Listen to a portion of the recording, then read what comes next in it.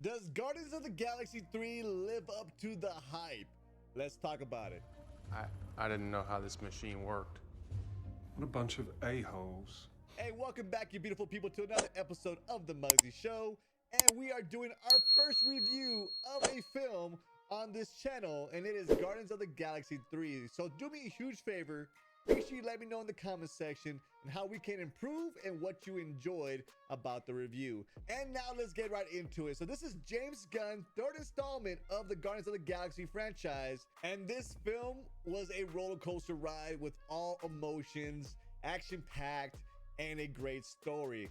Now, before we go right into the details for Guardians of the Galaxy Volume 3, let's go ahead and take it back to 2014, where he released Guardians of the Galaxy Volume 1. And I'm telling you right now, it's probably one of my most favorite films in the MCU.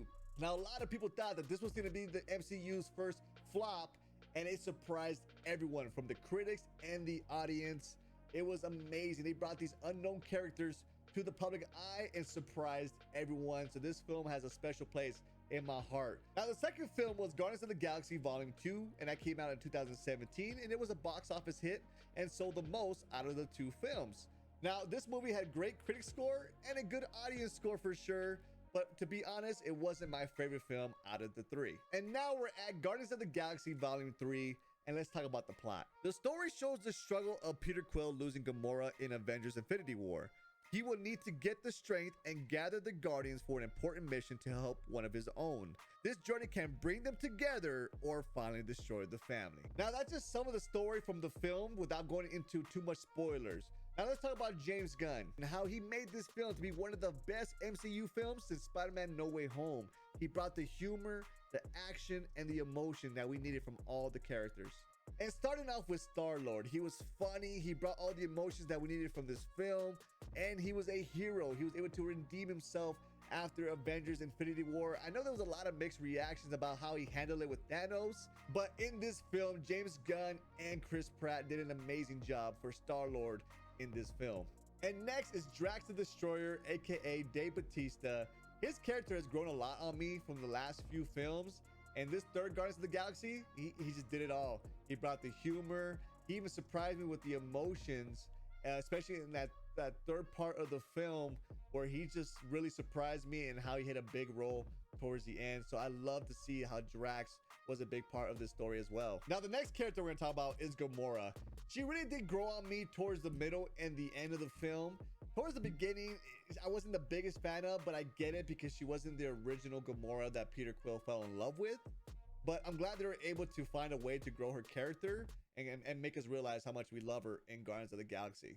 Now, Mantis in this film truly surprised me. She had a little bit more of a role than I thought she was gonna have, and she had some amazing moments to help the team. Now let's talk about Nebula. She's becoming one of my favorite characters from Guardians of the Galaxy, and she would not disappoint you with the humor and how she's able to bring the team together in certain parts of the movie. And I'm telling you right now, guys, you're gonna love her in this film. And Muscular Groot in this film is amazing as always, bringing the humor and the action into this film.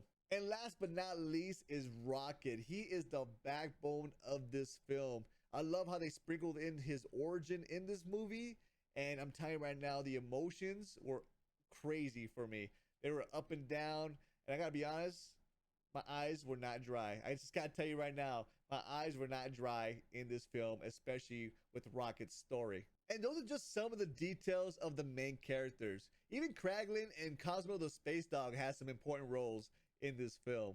Now let's go ahead and talk about the villain.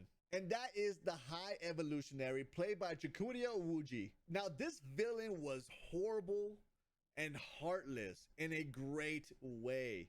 He is for sure one of the top tier villains of the MCU. I feel like they did an amazing work building his story up in the film. He wanted to create a perfect universe by his own eyes and willing to do anything he can to make it happen. And to be honest, in this movie, I could not stand this villain at all. I hated him so much, but it just showed how good of an acting job he did with this role. And the last character that I want to talk about that might have some controversy because of his origin story in this film compared to the comics is Adam Warlock. Now, he has some great action scenes, especially towards the beginning, but he was kind of underwhelming for sure. and didn't really see him much in the movie. And it was kind of surprising that they even threw him in the film because it didn't really affect the storyline at all. Now, here are some of the pros from the film. Now, James Gunn has done it again, and he has knocked it out the park with this film. He truly knows how to make it work with multiple characters and how to give them their highlighted moments throughout the movie. He did a great job with Rocket's origin story in the film, and I'm telling you right now, there was no dry eyes at all towards the end, and there was multiple times where it really came and hit you with the emotion. And I'm telling you right now, this film is top tier and one of the best MCU movies of all time. And now let's talk about some of the cons from the film. And again, back to Adam Warlock, some people might not be happy with the origin story, but I feel like his character will grow on people and have a bigger role for the future of the MCU. And to be honest, there was some times where the humor didn't really hit for me, but there was a lot of other moments where I was laughing out loud. And for those who are planning to take little kids to the film, this movie is probably one of the darkest MCU films of all time. It's very graphic, and some of the stuff that they showed, I couldn't believe that they got away with it. And for me, to be honest, I enjoyed every single minute of it, but I can see where a lot of parents have been doing this to their kids, covering their eyes, especially if they bring little ones to this film. It really did surprise me in how dark it was and how detailed it was in this film. There might be some kids where they might have some nightmares, just to be honest. But for me, I enjoyed it. My family loved it. And I thought, oof, some people might think this is pretty dark. And there you go, mommies and poppies. That is my review for Guardians of the Galaxy Volume 3. Out of 5 shiny bald heads, I gave it 4.5 for sure. Probably one of my favorite movies of the MCU right now. Now, guys, let me know in the comment section, what is your favorite and least favorite movie of this series? Let's go and talk about it in the comment section. And again, if you guys enjoyed, make sure you drop a like, subscribe, and have that bell on for more movie news, movie reviews, and trailer reactions. All right, I will catch you guys in the next one. You guys take care. Much love. Peace out.